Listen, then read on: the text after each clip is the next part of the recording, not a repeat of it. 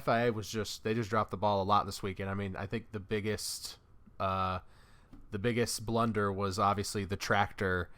I mean, it was horrible conditions, really bad spray, and there was literally a tractor on the racing line at the exact spot where Sainz spun out, and obviously Gasly had like a crazy reaction to it, which was justified, but they sort of condemned him a little bit for that, and then obviously gave him a penalty for speeding in a later sector. But yeah, I mean, yeah, you can feel free to continue to elaborate, but it was a disaster.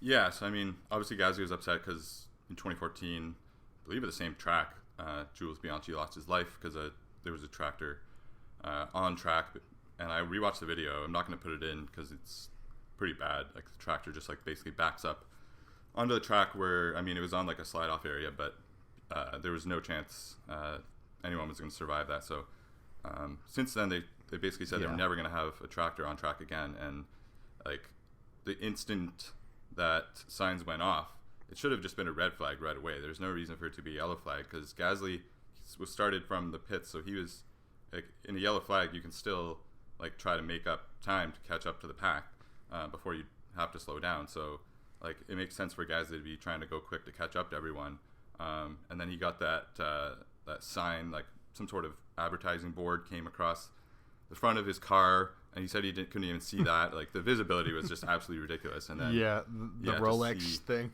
Yeah, like it was scary, and like the onboards, you literally couldn't see anything. I mean, that's like another issue. But yeah, and then we saw Gasly just livid in the paddock afterwards, and didn't really know exactly why. I think the broadcast didn't necessarily pick it up too quickly, but once we heard his interviews after, and maybe I'll put a little bit of that in the video.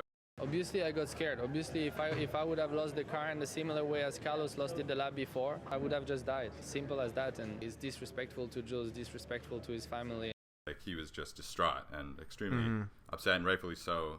He's lost a couple friends in driving, so that was really, really bad look.